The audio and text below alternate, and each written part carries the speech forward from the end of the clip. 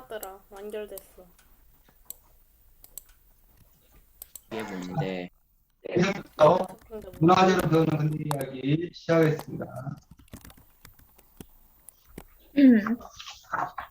일단 저는 여기에서 약간 가장 기억에 남은 그런 이야기가 각자 무엇이었는지가 궁금했는데, 일단 저는 여기에서 서양 학문 배우를 학당에 가요. 여기 이화여고 심슨 기념관 배재 학당관이 제일 인상 깊었어요. 왜냐하면은 여기 부제목에 이화여고라고 해서 그 유관순 열사님이 생각이 나서 제일 인상이 깊었어요. 승민이는요? 저는 여기 맨 앞에 우정총국 얘기가 되게 인상 깊은데 왜냐하면 또 우정총국이 생겼는데 한 20일 정도 뒤에 우정총국도 없애라고 하기도 했고 초기의 우체부는 되게 매우 신기하게 생겨서 그게 그래서 인상이 깊었습니다. 네. 그 다음 상현이는 아니, 뭐가 제일 인상 깊었어요? 저는 그 전철이 가장 인상 깊었어요. 옛날 초기의 전철은 지붕이 없고 막 문도 없었거든요. 아니 근데 드라마에서 보니까 막 지붕도 있고 막 문도 있고 막 고급이고 막 그래가지고 아 이게 뭐지 하고서 막 의심하고 있었어요. 네. 우리 이번에 하던 주제가 그 뭐냐. 여기 응? 이 이야기들 중에 제일 인상 깊은 거였는데 지우는 뭐였어요? 아, 저는 다음 질문에서 참가하도록 하겠습니다. 죄송합니다. 아, 네. 선생님은 뭐가 제일 인상 깊으셨어요? 저는 뭐 밤을 낮처럼 밝게 하라 뭐 이 부분에서 에디슨이 미국에서 전구를 발명한 후 불과 몇 년 만에 우리나라에 전구가 들어왔다는 그 사실들이 가장 인상 깊었습니다. 네, 그 다음으로는 여기 보면은 24, 25쪽에 보면은 학생이 없는 학당이라고 이 막 서양인을 서양 도깨비라 부르고 이 학교에 안 갈라 했는데 만약에 자기였다면 이 학교에 가려고 했을까 안 가려 했을까가 궁금했는데 솔직히 이게 약간 선입견 같은 것도 있고 해서 좀 무섭긴 할 것 같은데 만약 저였다면은 그래도 좀 무료로 배울 수도 있고 할 수도 있을 것 같으니까 가긴 갔을 것 같아요. 좀 겁나긴 해도. 승민이는 어쩔 거예요? 질문 한 번만 다시.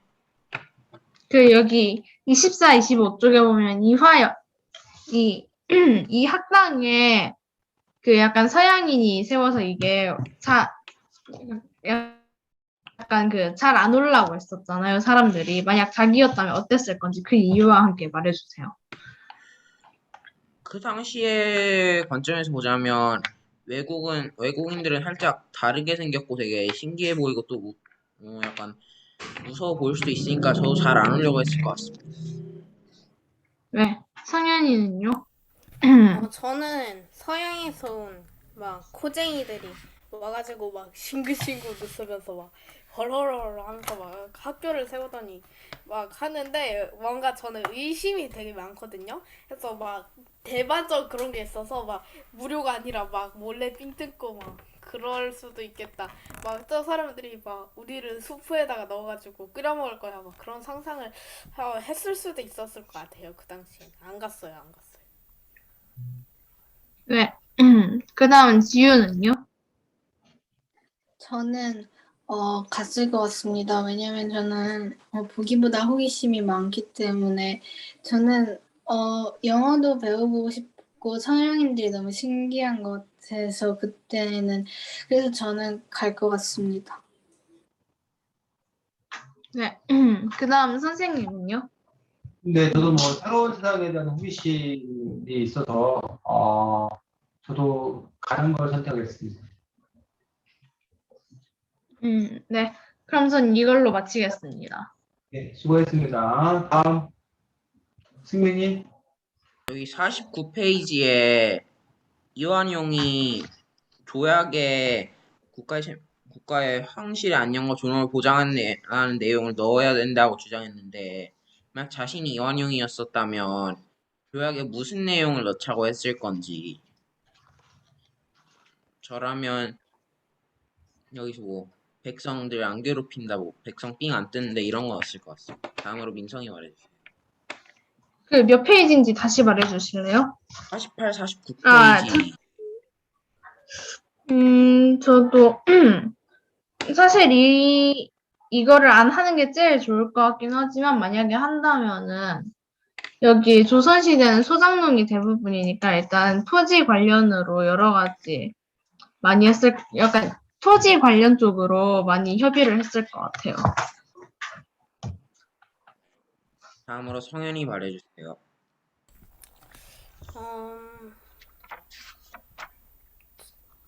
잘 모르겠는데요. 나라를 팔아먹은 이원웅이 과연 뭐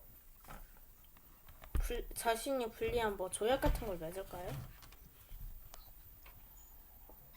저라면 그냥 안 맺었어요. 그냥 맨입으로 다음으로 받아. 지우 말해주세요. 저는 잘 모르겠습니다. 선생님 말해주세요. 당시에 대등한 입장에서 조약을 체결하기보다는 일본에 의해서 강제적으로 체결되는 어떤 그런 성격이 강하기 때문에 과연 그 요구한 사항이 들어줄 수 있을지 잘 모르겠지만 어쨌든 만약에 그 요구 조건이 들어준다는 어떤 그런 전제 하에서 된다면 뭐 그 조선인에 대한 교육이라던가 대우라던가 이런 부분에서 일본과 동등해야 된다던가 아니면 조선의 교육이나 이런 거를 위해서 뭐 노력해야 된다던가 뭐 이런 부분에 대한 이야기가 들어갔으면 좋겠다는 생각을 했습니다. 그럼 저는 여기서 마치겠습니다. 네, 다음 성현님 마이크 켜보시면. 네. 이 책은요, 그 근대 역사를 다루고 있잖아요.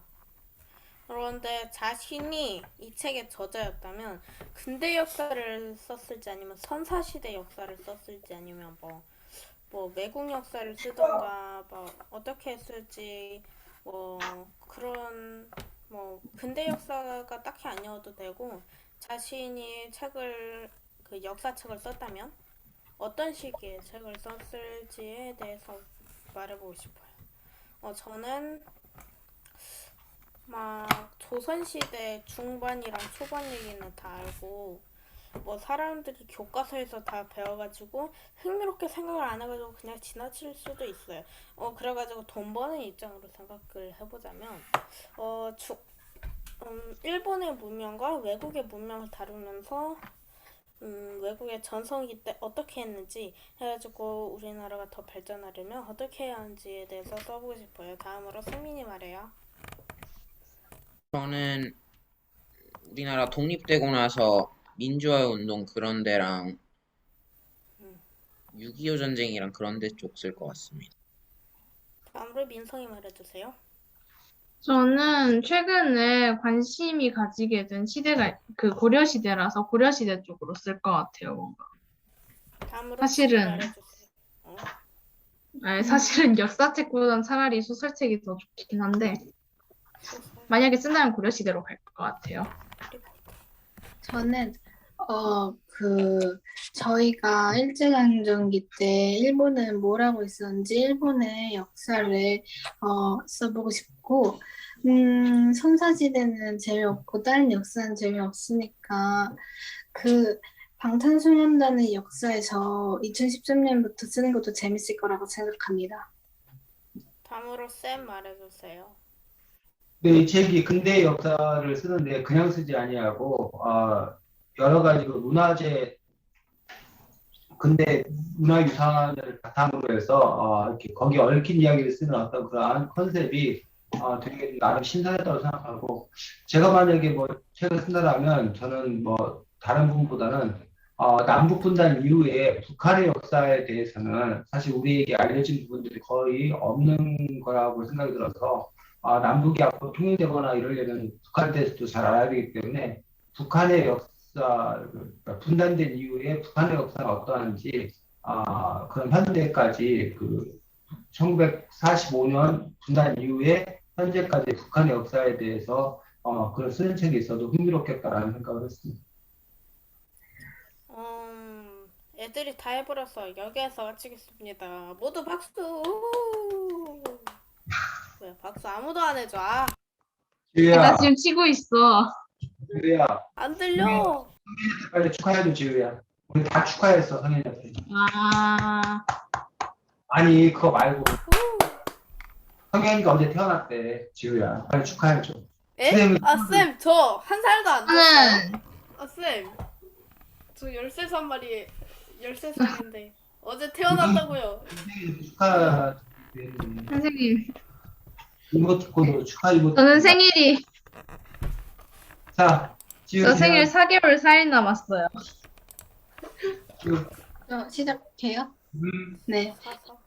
여기 개화파에 대해서 15쪽부터 나오는데 개화파가 친일파라고 생각하는지 아니면 우리를 위해서 영웅이라고 생각하는지에 대해서 말해보고 싶은데 저는 친일파라고 생각합니다. 왜냐면 일단 일본을 본받는 것부터 좀 느낌이 싸했던 게 이렇게 본받는다는 건 좋은 것 같은데 일본을 본받는 건 좀 기분이 안 좋았고 그냥 뭐 다른 나라의 좋은 점을 뭐 꼭 일본만 본받는 게 좀 걸려서 친일파라고 생각하고 제가 더 알아보니까 그 사람들이 일본으로 도망을 갔다고 하더라고요. 그래서 저는 친일파라고 생각합니다. 그다음 민성이 말해주세요. 저는 이게 친일파라는 사실 제 머릿속에서는 나라를 팔아넘긴 그런 놈들이라고 생각을 하기 때문에 나라를 발전시키는 건 오히려 나름 괜찮다고 생각하긴 하지만 꼭 일본처럼 바꾸는 게 아니라 좀 다른 약간 좋은 점 같은 거를 다른 나라의 좋은 점도 본받아서 한다면 더 좋았을 것 같아요. 결론은 친일파는 아니라고 생각합니다. 네. 그다음 성현이 말해주세요. 저도 친일파는 아니라고 생각해요. 제가 어떤 책에서 봤는데 이 책의 정보가 정확한지는 몰라도 어쨌든 그때 당시에 강대국이면서 명성황후의 반대편인 일본 편을 들었죠? 당연히 뭐 그 청나라 편 들었으면 바로 막 명성황후한테 뭐 또 신호가 가가지고 야 얘네 반란 준비한다 해가지고 또 뭐 감옥으로 철컹철컹 냈으니까 그러니까 강대국의 힘을 잡다가 너희들 필요 없어 가버려 하고선 개혁을 안전히 끝마치고 할 수 있었지만 민심이 부족했어요. 그래가지고 부족했지만 그래도 영웅이라고 생각합니다. 네. 그다음 승민이 말해주세요. 이 책의 후반부에 보면 독립군이 일본 공격하려고 했다가 며칠 전에 광복이 됐는데 만약에 여기서 대화파가 성공을 해서 빠르게 근대화를 했으면 이게 며칠 전에 광복이 됐다가 아니라 독립군 작전 며칠 후에 광복이 됐다, 몇 년 후에 광복이 됐다 이런 식으로 바뀔 수도 있을 것 같아서 저는 친일파가 아니라고 생각합니다. 네. 그다음 선생님 말씀해주세요. 친일파라는 말을 어떻게 정의하냐에 따라서 다른다고 생각합니다. 아까 민성이 얘기했듯이 친일 매국노라고 하는 즉 나라를 팔아넘긴 일본에게 팔아넘긴이라고 그 범위를 한정지어서 또는 일본의 식민지 시절에 오히려 일본을 도와서 일본이 우리를 통치하는 걸 도왔던 어떤 그런 사람들 뭐 그런 사람이 친일파라고 한다면 이 개화파들은 친일파라고 말하기 좀 어려운 그런 측면이 있다고 생각합니다. 왜냐하면 뭐 그들이 조선을 근대화시키고 개화시키는 데 있어서 모델로서 일본이 이미 우리보다 앞서서 개화를 한 그런 경험이 있기 때문에 일본의 모델을 따르자라는 거였고 일본의 도움을 청구하는 어떤 그런 도움을 구하는 어떤 그런 부분이 있었지 일본의 나라를 넘겨줄 어떤 그런 생각들을 갖고 있지 않았기 때문에 그런 데서 친일파라고 말하기 어렵다고 생각합니다. 다만 비판을 하자면 일본에게 도움을 청한다는 것이 너무 순진한 생각이었다. 일본이 그냥 맨입으로 도와주지 않았을 건데 순진한 생각이었다라고 비판할 수 있을 거라고 생각되고 그냥 그 당시에 러시아와 가까웠던 친러파도 있고 미국과 뭐 하자고 했던 친미파도 있고 뭐 청나라 전통적으로 청나라와의 관계를 중요시했던 사람들도 있고 그런 가운데서 일본과의 관계를 중요시 여겼다라는 점에서 친일파가 한다면 이 개혁파인 사람들은 어쨌든 일본을 이용해서 뭘 하자고 도모하자고 했기 때문에 친일파적인 어떤 그런 성격들도 있다라고 생각이 듭니다. 네, 그럼 전 여기서 마치도록 하겠습니다. 네, 지우의 문제있기가 아주 흥미로웠습니다. 개혁파를 어떻게 볼 건가라는 그런 부분들에 대해서 아주 잘 들었습니다. 여러분들의 생각들을. 자, 이 책은 아까도 선생님이 잠깐 얘기했는데 두 가지를 결합시켰다는 데는 좀 특별한 의미가 있는 책이라고 생각이 듭니다. 다른 책들은 대부분 그냥 문화재에 대해서만 소개하거나 또는 그냥 근대 역사에 대해서만 소개하거나 이렇게 되는 경우가 있는데 이 책 같은 경우는 그 두 가지를 합쳐서 소개하고 있는 것들을 볼 수가 있습니다. 자, 그런데 이 책은 문화재를 통해서 근대 역사를 소개하고 있는데 어디에 방점, 어디에도 포인트를 두고 있는 것 같아? 문화재 자체를 소개하는 거에도 포인트를 두고 있는 것 같아? 아니면 근대 역사를 소개하는 거에도 포인트를 두고 있는 것 같아? 여러분들 보기. 근데 솔직히는 역사요, 제가 보기엔. 역사죠. 역사요. 문화재는 안 나와서 아. 그런 것 같아요.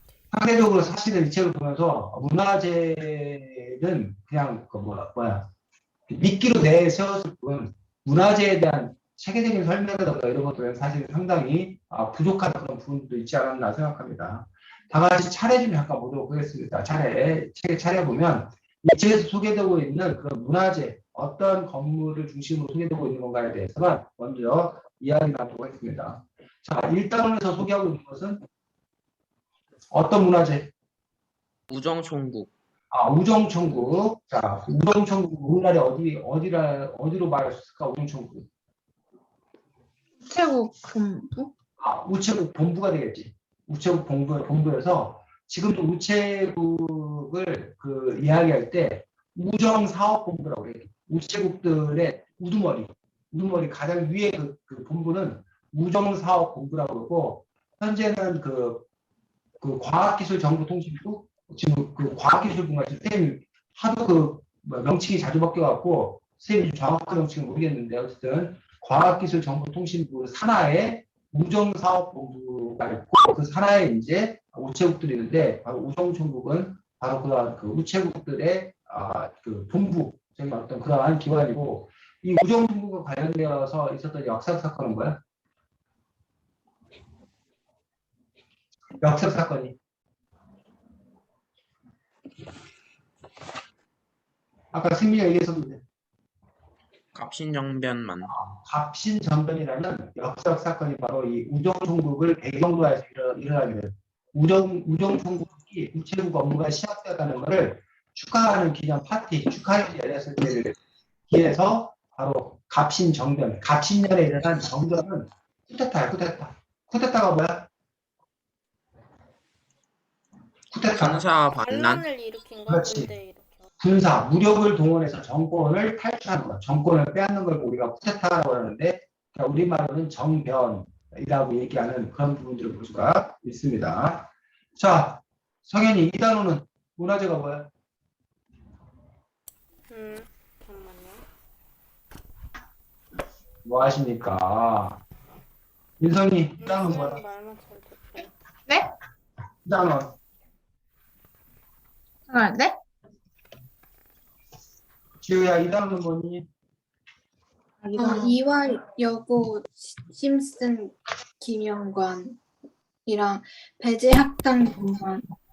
그렇지. 여기는 두 가지 문화재를 소개하고 있습니다. 하나가 이화여고의 심승관이라는 곳이고 또 하나는 배제학당의 동관이라고 하는 그 두 가지 곳을 설명하는데 이걸 통해서 우리 근대의 역사 중에 어떤 부분을 설명하고 있어? 이 단원에서는?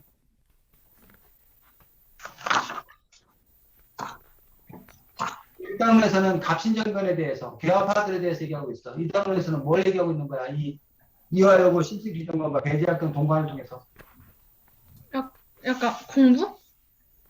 근대 시대의 교육, 이른바 신식 교육, 서양식 교육이 시작돼 어떻게 우리 사회에 들어가는 건가라는 부분들에 대해서 이야기하고 있는 것들을 볼 수가 있습니다. 그래서 이화여고 신승기념관은 오늘날 그것들이 발달해서 뭐가 된 거야?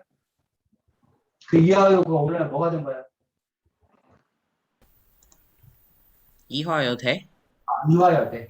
그래서 요즘 우리 사회에서 그 여대 중에서 제일 잘 나가는 곳이 바로 이른바 이화여대. 그래서 여러분 못 봤을 텐데 옛날 영화 대사 중에도 유명한 대사가 나 이대 나온 여자야 이러면서 아주 도도하게. 우리 사회 여성 그 사회적 지도자들이 이른바 그 이화여대 출신들이 많은 그래서 이대 나온 여자라는 걸로 그 자존심을 대변했던 그런 대사가 있을 만큼 이화여대고 배대학당은 오늘날 어디 배제대학교? 설마? 대전에 헐. 바로 배재대학교 요 분이 이제 배재 그 학당이 그 기본 모태가 되어서 된 걸로 수된 줄 알고 있습니다. 자, 선생님 그러면 혹시 그때 당시에 막 그 연세 고등학교 막 서울 중학교 막 그런 거 있던 거 아니죠? 그런 건 아니고 연세고등학교 같은 고려 연세고 학당. 있는 거 아니고 어쨌든 연세대학도 그 당시에 있었던 거기에서 시작돼가지고 오늘날 연세대학이 된 거예요. 그래서 셋 다 연세대학교, 이화여대, 배재대학 다 이것들이 기독교 선교사들이 와서 세워놨던 그런 부분들이 뿌리가 되어서 오늘날 이렇게 발전한 그 사립대학교고 서울대학교 같은 경우는 그건 국립대학이기 때문에 이런 케이스는 아니고 외국인 선교사들이 들어와서 그런 케이스는 아니고 됐니? 자, 성윤이 3단원은 어떤 문화재에 대해서 얘기하고 있어? 왜 차례를 잡고 차례 펴고 있으라니까. 러시아 공사관이유. 러시아 공사관에 대해서 얘기하고 있습니다. 자, 러시아 공사관이 나온 이유는 뭐야? 역사 사건은? 악원 파천. 아관 파천. 아관이. 왜 아관이야? 러시아인가? 설마? 러시아 공사관 줄여. 공사관에서 아관이야. 러시아 공사관, 아관. 됐어? 아하. 근데 그때도 줄임말을 썼네. 파천은 바로 임금이 자기 궁궐을 떠나 다른 곳으로 가는 걸 보고 우리가 파천이라고 해요. 그래서 아반 파천은 임금이 궁궐을 떠나 러시아 대사관으로 간 사건. 이게 바로 이제 아반 파천이고 아반 파천을 일어나게 된 그 앞에 있었던 사건이 뭐야? 사실 우리 민족 입장에서 너무 끔찍한 사건이었지만 있었던 일이 뭐야? 왜 고종이 아반 파천을 결심한 거야? 명성황후 시해.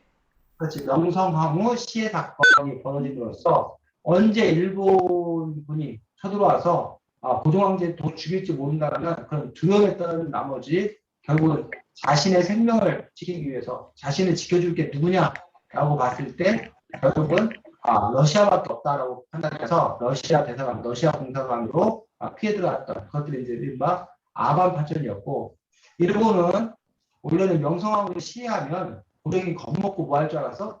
일본한테 바짝 엎드릴 줄 알았어. 근데 엉뚱하게 러시아 공사관으로 피해가니까 일본이 우리 조선을 먹기 위해서는 결국 누구랑? 러시아랑 한판 붙을 수밖에 없다고 판단되었고 결국은 러일 전쟁. 거기서 일본이 이긴다는. 승리함으로써 결국은 일본은 청일전쟁을 통해서 청나라가 당시 조선에 대해서 이른바 그 세력권을 갖고 있었는데 그걸 빼앗고 그 다음에 또 러시아와의 쟁탈에서 결국은 이김으로써 결국은 조선을 뭐하게 되는 먹게 되는 뭐 그런 부분들. 일본 입장에서도 자기가 조선을 먹기까지 사실 일본 노력 많이 했다고 그럴 거야. 청나라랑 싸웠지, 러시아랑 싸웠지. 그래갖고 나는 내가 싸워서 얻은 거다라고 이런 식으로 얘기하거지. 우리 조선 입장에서는 그러면 그냥 선생님 뭐 러시아를 먹었을 텐데 청나라나 뭐 러시아. 무슨 말 뭐라고? 조선 먹을 아니 그렇게 조선 하나 먹으려고 청나라랑 러시아랑 대판 전쟁을 벌이고 태평양 뭐 대동아 전쟁을 하느니 저라면 차라리 그냥 청나라 하나 먹고선 끝냈어요. 청나라가 땅덩어리 크잖아요. 그 군사력 강해진 게 조선을 발판으로 삼아서 계속 조선에서 끊임없이 뺏어가는 결과다. 자, 그래서 러시아 공산과 바로 지금 얘기했던 그런 부분들이 연결되어 있는 것들을 볼 수 있습니다. 자, 사단원 민성이 사단원은 뭐 공명전. 사단원이 중명전? 중명전 이것들을 볼 수가 있고 여기는 어떤 역사 사건에 대해서 얘기하고 있어.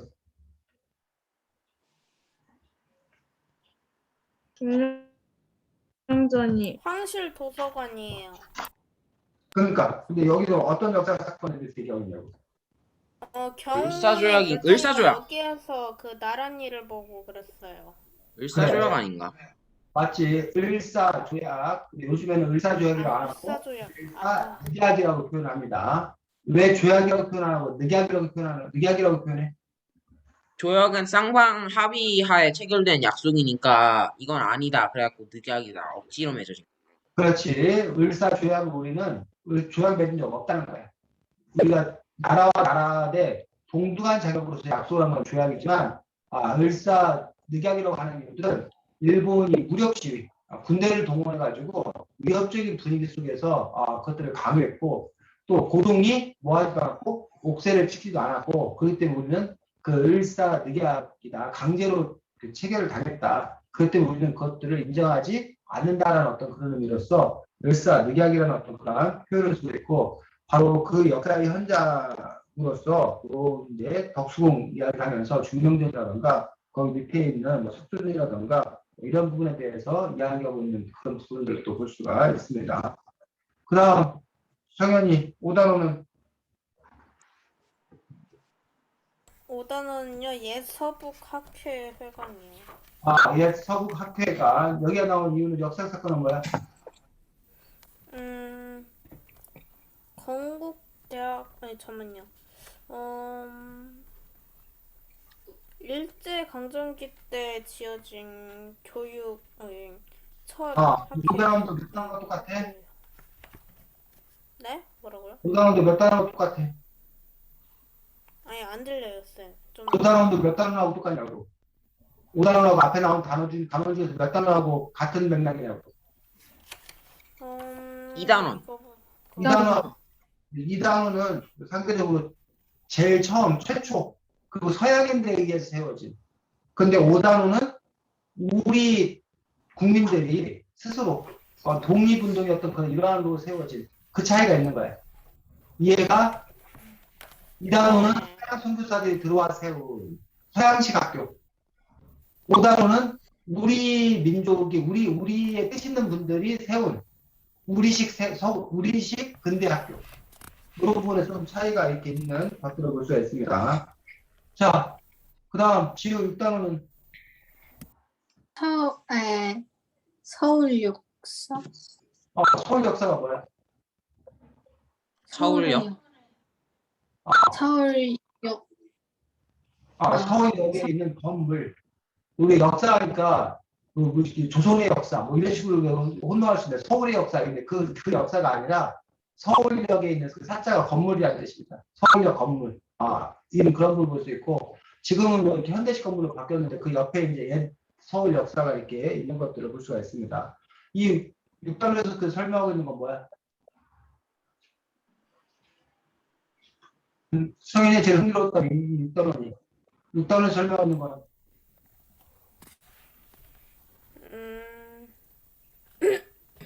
우리 역사에 어떤 뭐요? 얘기하고 있어? 아니 안 들려요. 좀. 우리 역사의 어떤 부분을 설명하고 있냐고. 경성은 한반도 철도의 중심이었을 뿐 아니라 중국이나 일본으로 가는 중심이었어요. 그래서 이거는 바로 근대 교통에 대해서 얘기했죠. 근대 교통. 우리나라의 철도라던가 뭐 전철이라던가 이런 자동차 이런 것들 근대 교통이 어떻게 들어왔는가에 대해서 이야기하고 있는 부분이 바로 6단원입니다. 자, 승민이 7단원은 7단원은 한국전력 사옥이요. 한국전력 사업이라는 게 뭐야? 한국전력 본부. 사옥이라는 거는 그 회사의 건물이라는 거야. 그래서 뭐 나중에 승민이가 무슨 어떤 뭐 벤처 기업을 밀고 가지고 돈을 많이 벌어서 이번에 내가 사옥을 지었다. 뭐 15층짜리 건물을 지었다. 뭐 그 승민 주식회사 뭐 이렇게 해가지고 그럴 때 이제 본사 4억이다 이런 식으로 이제 그 4억이라는 거는 자기들 건물 뭐 이런 뜻이에요. 회사 건물 이런 뜻입니다. 그래서 한국전력, 한전 지금도 우리 그 여러분들 다 전기 공급 받는 우리나라는 한전이 공기업으로서 전력 공급을 담당하고 있는데 그거의 본사 건물을 얘기하고 있는 것들을 볼 수가 있습니다. 7단으로 다루고 있는 건 뭐야? 전구요. 전구하고 전기하고 조명 설치. 그렇지. 근데 역시 전기 이런 설비가 어떻게 우리나라에 보급되었는지 들어왔는지에 대해서 이야기하고 있습니다. 그 다음 민석이 8단원은 8단원은 옛 동양척식 주식회사 지정? 동양척식 주식회사는 일본이 세운 거고 일본이 세운 거고 척식이라는 말 되게 어려운 말인데 척식이라는 말의 뜻은 나라 밖의 영토나 뭐 미개척지를 개척하여 자기 나라 국민을 이사시켜서 정착시키는 것들 이런 걸 보고 척식이라고 해요. 그래서 동양척식 주식회사라는 거는 일본이 자기 나라 말고 뭐 조선이라든가 다른 나라의 땅을 자기들이 개척해서 자기 나라 국민들한테 나눠주는 거예요. 그 실제로 우리 조선에 일본 사람들이 많이 들어와서 뭐 했다는 거예요? 살았다는 거예요. 일본에서 좀 가난한 사람들이 조선에 가면 땅 준대. 조선에 와서 지르고 타고 그랬는데 그 동양척식 주식회사에서 조선의 농민들의 농토를 보내서 쉽게 말하면 뺏어서 헐값에 사서 그걸 누구에게 준 거야? 일본 사람들이 나눠준 거야. 그래서 그런 일을 도맡아하는 기관, 그 기관이 바로 동양척식 주식회사였다고 생각하면 됩니다. 그래서 여기는 결국은 일본이 우리나라 농민들을 어떻게 수탈했나, 빼앗아갔나, 뭐 이런 부분들에 대해서 이야기하고 있는 것들을 볼 수가 있습니다. 그 다음은 탑골공원이요. 탑골공원. 탑골공원. 탑골공원은 지금도 있습니다. 요즘에 여러분도 혹시 인터넷에도 탑골공원 있는 거 알아? 유튜브에 탑골공원 있는 거 알아? 채널이요? 탑골공원 채널 있어요? 선생님은 유튜브에서 무슨 탑골공원 하면 그래서 왜 이거 좀 어떻게 들을지 모르겠는데 탑골공원이 서울 종로에 있는 그 공원이야. 거기에 보면 국보 2호도 있고 그러거든. 근데 거기에 할아버지 할머니들이 그 어디 특별히 뭐 이렇게 가실 때가 마땅치 않으니까 그 탑골공원에 모이셔서 시간을 많이 보내셔. 그래가지고 무슨 요즘 유튜브나 이런 데 옛날 노래 아니면 무슨 옛날 드라마 뭐 이런 거를 다시 이렇게 막 이렇게 해놓은 그런 채널들이 있어. 그럴 때 뭐 유튜브에 탑골공원이다 뭐 이런 식으로. 그래서 옛날 사람들이 자주 방문하는, 자주 찾는 뭐 이런 그 의미로 그 탑골공원이란 말이 쓰이는데 어쨌든 탑골공원인데 탑골공원과 관련된 역사 사건은 뭐야? 3.1운동. 3.1 독립만세운동인데 왜 탑골공원하고 3.1 독립만세운동이 관련 있는 거야?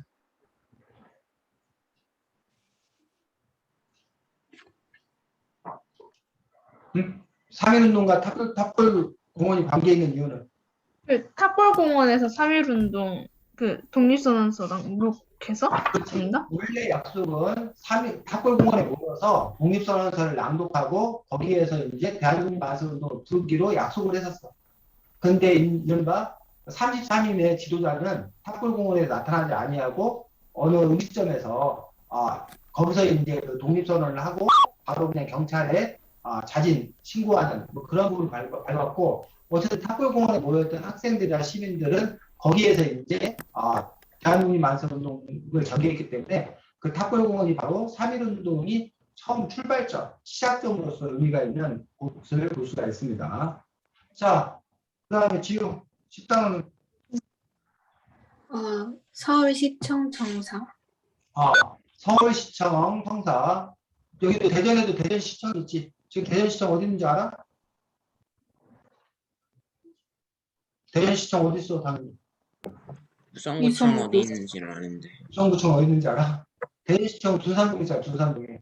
둔산동에 대전시청 있습니다. 옛날에는 저쪽 은행동인가 대흥동에 있던 것들이 둔산동으로 지금 옮겨와서 둔산동에 신시가지가 된 그런 걸 볼 수가 있는데 서울에도 서울특별시의 시청, 그 서울시청이 있겠는데, 그 서울시청도 옛날 그 이때 만들어졌던 거를 그 일제식 건물이다 뭐 이렇게 해가지고 그 위에 거도 저기 하고 지금은 새로운 청사를 지었고 아마 옛 청사는 좀 다른 용도로 사용하고 있는 걸 알고 있는데 서울시청 청사에 대해서 얘기하고 있고 여기서는 10단원에서는 어떤 거에 대해서 설명하고 있어요?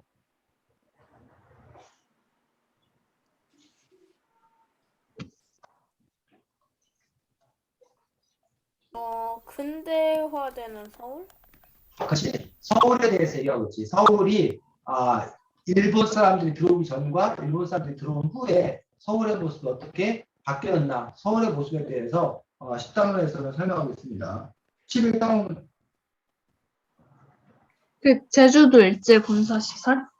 제주도 일제 군사시설에서 여태까지 나온 것들이 거의 대부분이 다 서울 중심으로 이렇게 설명이 되고 있는 것들에 비해서 아닌 것도 있지만 대부분이 서울 중심으로 설명했었는데 제주도의 일제 군사시설로 넘어간 것들을 볼 수가 있고 제주도 일제 군사시설에서 보여주고 있는 건 뭐예요? 어떤 사건, 어떤 일을 보여주고 있는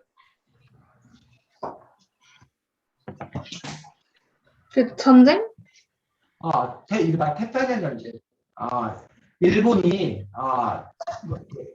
조선을 먹는 건 물론이와 더 크게 만주도 먹게 되고 중일 전쟁을 거쳐서 중국도 먹으려고 그러고 그 다음에 이쪽 동남아시아에 진출해가지고 뭐 버마니 뭐 이런 나라까지 다 먹었다는 얘기예요. 일본이 사실 상당히 크게 먹었어. 근데 이제 일본이 이렇게 커지니까 그 위협을 이렇게 누구하고 미국하고 이제 맞붙게 된 거예요. 그러니까 원래 사실은 미국과 일본이 서로 사실은 미국이 어디를 먹을 테니까 필리핀을 먹을 테니까 일본이 어디 먹는 거를 조선 먹는 걸 뭐 하자 서로 물삼지 말자라고 미략을 맺었단 말이야. 서로 그때까지만 해도 서로 문제가 없어서 우리 나눠 먹자.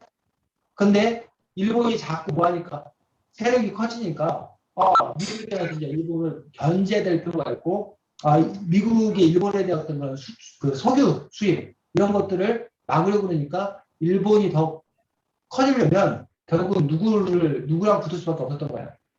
미국과 한바탕 붙을 수밖에 없었던 거야. 그래서 이른바 일본이 하와이, 진주만을 습격을 하게 되고 그래서 미국 역사에 있어서 미국이 공격당한 그런 경우가 미국 본토에서 공격을 당한 외국이 쳐들어와서 공격당한 경우가 거의 없었는데 바로 누구에 의해서? 일본에 의해서 물론 본토까지는 아니지만 하와이가 공격당하는 그런 부분도 있었고 그로 인해서 이제 이른바 태평양 전쟁이 발발하게 되었고 그 태평양 전쟁을 치르면서 이제 그전까지는 사실 일본이 자기들 혼자 힘으로 저기를 했어. 전쟁을 치렀어. 우리 조선 사람들이 못 믿었어. 그럼 조선 사람들은 뭐해? 전쟁에 동원하지 않았어. 근데 전쟁의 범위가 너무 모여지니까 커지니까 일본이 누구도 데려다가 조선인도 데려다가 전쟁에 이제 쓰게 되는 그런 부분들을 볼 수가 있는데 그러면서 이제 제주도 여기들도 이른바 전쟁의 기지로서 활용했다. 그 역사가 이렇게 참혹한 역사가 남아있는 그런 부분을 볼 수 있습니다. 그 다음에 12단 성현이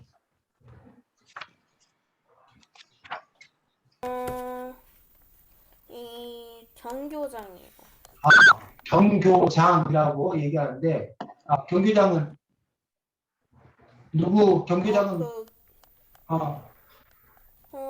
임시정부 회의를 여시고 김구가 여기에서 묵었었어요. 그렇지. 백범 김구의 집이야. 백범 김구의 집. 백범 김구가 머물렀던 집인 것들이 바로 경교장인데 바로 이 그리고 경교장 여기서 죽었어요. 백범 김구가 안두희라는 사람에 의해서 이렇게 죽게 되는 또 그런 비극의 현장이기도 한 그런 부분들이고 여기서 역사 사건은 뭐야?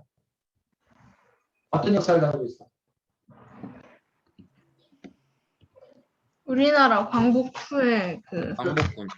해방된 이후에 혼란했던 그러한 상황들, 친사통치라든가 뭐 이러한 것들이 논의되었던 해방된 이후에 하지만 해방은 되었지만 새로운 정부를 수립하지 못했던 완전한 독립은 되지 못했던 그 혼란한 시기였던 그런 모습들을 여기에 경기도랑 그 부분에서 또 다루고 있는 것들을 볼 수가 있습니다. 그래서 이 책에서 정의한 근대는 자, 책 6조에 나와 있어. 이 책에서 정의한 근대는 언제를 근대라고 정의하고 있어?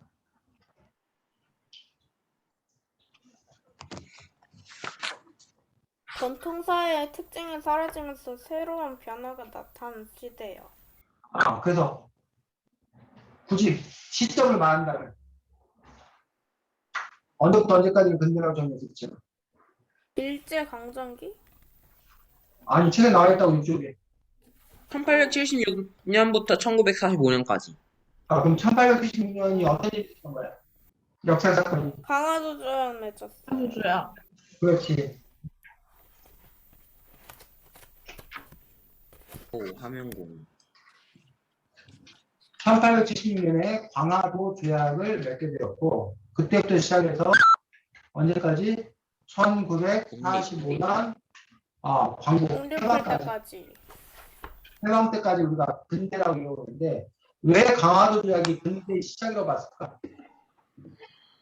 강화도 조약이 뭐야 혹시 아는 사람? 일본이랑 맺은 조약인 것 같아.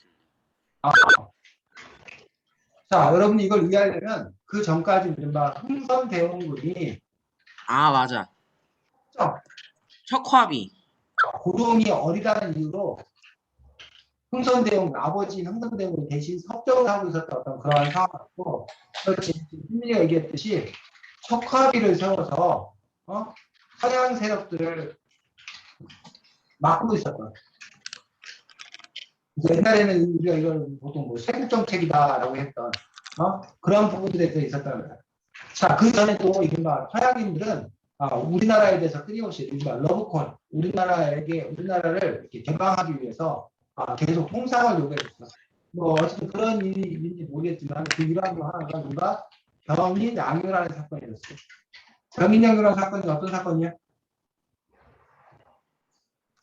자, 병인년에 60갑자 중에 병인년에 서양 세력들이 일어난 소요사태, 난리, 이걸 병인양요라고 해요. 프랑스 함대가 어딜 쳐들어와? 강화도에 강화도. 자, 그 이유는 그 전에 이른바 병인 박해가 있었어. 병인 박해 혹시 뭔지 알아? 그 천주교 선교사들을 죽인. 그렇지. 우리나라에서는 천주교를 금지하고 있었는데 당시에 천주교가 널리 퍼지면서 천주교 믿는 사람들 잡아다가 그 천주교를 전파하기 왔던 프랑스 신부들 잡아다가 죽인 어떤 그런 일들이 병인 박해야. 이 병인 박해가 당시 중국에 와 있던 프랑스 함대에게 알려줌으로써 프랑스 함대에서 감히 우리나라 신부를 죽여 이러면서 이제 쳐들어온 것이 이른바 병인양요인데, 이 병인양요 때 강화도에서 우리 군대가 맞서 싸워서 프랑스 사람들을 격퇴시킵니다. 물리칩니다. 오. 그러고 나서 그 다음에 있었던 일이 신미양요야. 자, 신미양요는 무슨 언제? 신미년에. 역시 서양 세력이 와서 또 난리가 나는 게 신미양요인데, 요 신미양요는 누가? 미국 함대가 역시 강화도로 뭐했어? 쳐들어온 사건.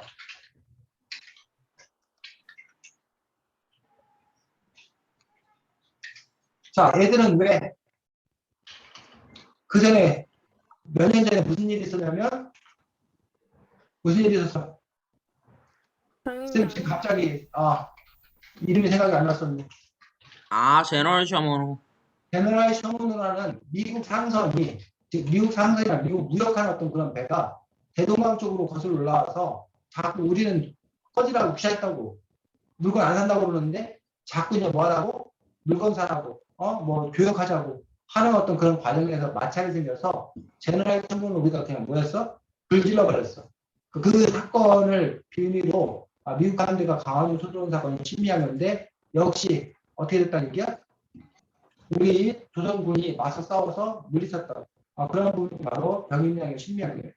이런 과정에서 흥선대원군은 아까 얘기했듯이 자신감 없고 저것들 까짓 것도 우리가 물리칠 수 있네 라고 하면서 척화비를 세워서 세국 정책을 실시하는데, 그런데 고종이 커서 그리고 명성황후, 그 당시에는 민비였지, 명성황후 집안과 손을 잡고 흥선대원군에게 뭐야? 아버지 이제 나 컸어요. 내가 정치할래요. 아버지는 물러나세요. 그 바람에 흥선대원군이 하루아침에 뭐해? 실각 물러나게 돼. 그러면서 이른바 그동안 그 서양 세력들에 대해서 봉쇄 정책을 취해냈던 흥선대원군의 외교 정책이 무너지고 그 다음에 이른바 뭐야? 개방을 하자는 쪽이 정권을 잡게 돼. 흥선대원군과 우리는 다르게 하겠다. 그때 마침 일어난 사건이 이른바 운요 사건이 일어나. 운요 사건은 뭐야? 운요 사건. 일본에서 일본 배가 물 좀 얻으러 왔는데 자, 물 얻으러 왔다가 우리나라가 꺼지라고 대포 썼다고 공격 들어온 다음에 너네가 먼저 공격했다 해갖고 그거 빌미로 뭐 조약한 거 같은데 맞나? 그렇지. 승리가 잘 알고 있습니다. 운요 사건. 단지 그냥 뭐 물어보러 왔다가 아니라 일본이 일부러 와서 막 우리 항구를 막 침략을 하고 그러니까 쉽게 말해서 남의 집을 막 와서 막 자기들이 남의 집 와서 막 재고 막 남의 집 구조를 알아보고 막 그런 얘기야. 주의 허락도 없이. 일본의 핑계가 물 얻으러 왔다였지. 성현이가 만약에 집에 있는데 모르나 사람이 와가지고 막 그네 집 막 보면서 이 집 이렇게 바꾸면 좋겠냐 막 이방 저방 다 수시고 다니면 성현이가 와서 구경와서 이럴 거야? 집에서 몰래 식칼 빼들고 와가지고 장기 분해를 해버린 성현이 거예요. 그만하고. 야야야야야 그거 살인이야. 자, 그래서 괜찮아, 나쁜 사람을 죽이는 건 정의라고. 아니 근데 좀 그거 정당방위 인정 안 된다고. 아쉽게도 그건 현재는 안 된대. 쟤는 인정된다고. 미래에는 뭐 되겠지. 그건 농담인 거 알지? 일본에서 어쨌든 일본이 요구를 하고 그러면서 이제 일본과 이른바 강화도 조약을 맺게 된 그런 부분이고 이게 바로 최초의 근대 조약이다라고 얘기하고 있고 또 우리가 불평등 조약이라고 얘기하기도 합니다. 근데 요 일본이 우리에게 그랬는데 이 일본은 이게 사실은 미국이 일본한테 했던 방식이에요. 미국이 일본한테 해서 일본을 개항시킨 방식을 그대로 일본을 배워가지고 누구한테 써먹은 거야? 우리나라한테 써먹은 거야, 사실은. 이러면서 이제 이른바 강화도 조약을 맺게 된 거로서 이것이 이제 기점이 돼서 시작점이 되어서 그 이후에 뭐 미국이나 영국 뭐 등등 서양 열강들과 조약을 맺으면서 우리나라가 조선 공공사회에서 이른바 근대사회로 뭐 하게 돼? 바뀌게 돼. 그래서 여기서 이 책에서는 강화도 조약을 근대의 시작이라고 보는 거예요. 괜히 강화도 조약을 근대의 시작으로 보는 거 아니고. 근데 이 근대를 언제로 볼 거냐 하는 것들은 뭐해? 역사학자들마다 달라. 이 책에서는 어떻게 이렇게 정리했다는 거야. 자, 그리고 왜 1945년 광복으로서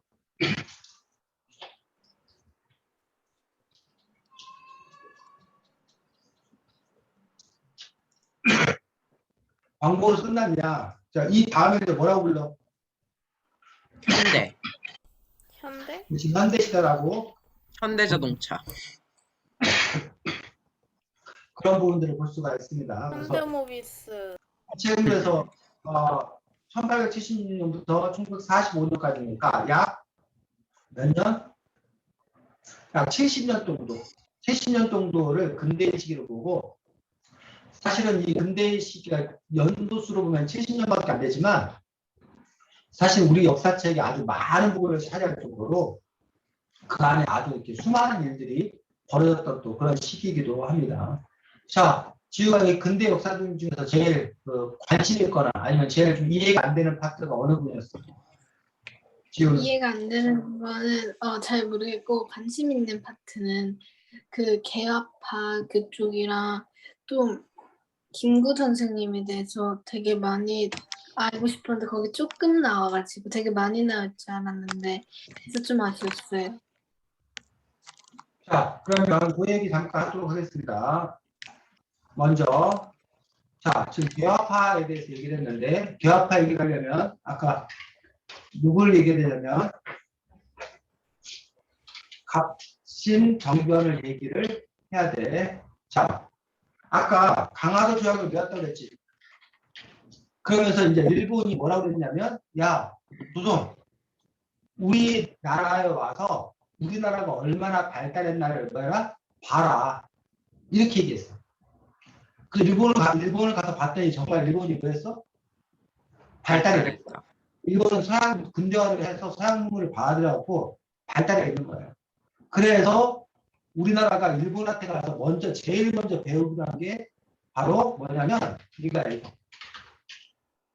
이게 뭐야? 별기군. 별기군이 그 뭐야? 새로운 일본식 신식군대요.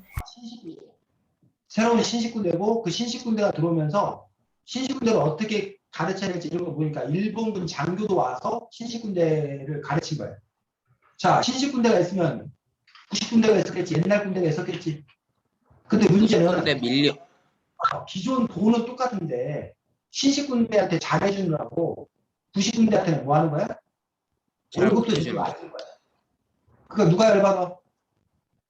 90군대가 열받아서. 열받아. 90군대는 그래서 옛날이 좋았어. 옛날엔 누가 집권했었냐면 흥선대원군이 집권했어. 손대원군. 근데 지금은 흥선대원군이 아니라 이른바 명성황후 일파가 집권하고 있었어. 이 90군대가 불만이 쌓이니까 이 90군대가 바로 이걸 일으켜. 자, 이모년에 이 앞에 이모년 갑신년 이렇게 육식갑자는 알지? 이모년에 군인들이 일으킨 난리라고 해서 이모군란이라고 해요. 자, 이모군란을 불러일으켜가지고 이 명성황후 이 사람들을 막 죽이려고 그러고 그래서 명성황후 막 도망치고 흥선대원군에게 가서 흥선대원군이 정치를 잘하셨습니다. 흥선대원군이 다시 뭐 하세요? 복귀해 주세요. 그러니 흥선대원군이 좋아요, 싫어요? 좋아야지. 좋아하지. 나 쫓겼었는데 다시 자기가 안 친다 그러니까. 그런데 이 이모군란이 일어날 당시에 이 명성황후는 가만히 있었냐? 그렇지 않지. 명성황후가 누구한테 도움을 요청해? 러시아? 청나라. 청나라? 청나라한테 도움을 요청해. 그래서 청나라가 군대를 몰고 와서 이 90군대를 제압해버려. 이해가? 네. 자, 그리고 흥선대원군을 잡아가 버려. 그리고 명성황후가 다시 컴백, 복귀했어. 자, 그러면 누구의 힘이 세질까? 별기군이요. 별기군이요. 그럼 별기군의 힘도 세지만 청나라의 입김이 더 세지. 자, 일본은 강화도 조약을 맺어서 별기군을 설치해서 일본이 자기들의 세력을 뭐 하려고? 확대시키려고 했었는데 이 이모군란이 일어나는 바람에 청나라의 입김이 세진 거야. 자, 일본 열받지? 이해가? 그래서 명성황후를. 아니, 그건 한참 후야. 자, 그런데 이 개화파들은 아까 뭐라고 해서 강화도 조약을 맺은다 일본에 가서 일본을 보고 왔다고 했지. 근데 그 사람들이 보기에 청나라는 지는 애야. 옛날에는 청나라가 막강했지만 이제 청나라 아주 종류는 아니에요. 영국 같은 거 터지고 막 아편전쟁 지고 막 이런 청나라가 엉망진창이야. 그래서 우리가 청나라한테를 붙잡고 있는 건 썩은 동아줄이에요. 그러니 새 동아줄이 필요한 거야. 그리고 우리가 나라가 발전하려면 누구처럼 해야 된다는 거야? 일본처럼 근대적인 개화를 해야 한다고 생각했어요. 이 젊은 사람들. 일본 가서 공부를 하고 왔기 때문에. 이해가? 그런데 네. 다시 옛날처럼 청나라 쪽으로 돌아가니 이 젊은 사람들이 봤을 때 너무 속이 터지는 거야. 그래서 이 젊은 사람들이 바로 누구냐면 김옥균, 서대필, 스탠포 하나 이름 생각이 안 나네. 누군지 어쨌든 이게 몇몇 젊은 친구도 있어. 이런 사람, 홍영식인가? 이런 사람들이 주도를 해서 바로 그 청나라와 손잡고 있는 저 세력들을 뭐하고 몰아내고 우리가 근대화된 새로운 나라를 만들자, 개화된 나라를 만들자 라고 하는데 우리 힘만 갖고 안 되는데 그런 고민을 일본 그 공사원 가서 얘기했더니 일본 공사가 자기들이 뭐 해준다는 거야? 도와준다는 거야. 그럼 일본 공사는 왜 도와준다고 했을까? 혁이 입김 세지게 하니까. 자기들의 세력을 넓히기 위해서, 자기들의 입김을 세게 하기 위해서. 그래서 일본 공사를 믿고 바로 아까 말했던 우정 총국, 개국 축하해. 축하 파티하는 자리에 우정총국 개국 축하하니까 쉽게 말하면 지금 우리나라에 뭐 아주 큰 건물이 새로 생긴 거야. 그럼 그 건물이 생긴 거에 대해서 뭐 개관식 뭐 이런 거 하잖아. 그러면 내노라는 막 국회의원들 막 높은 사람들 막 다 오잖아.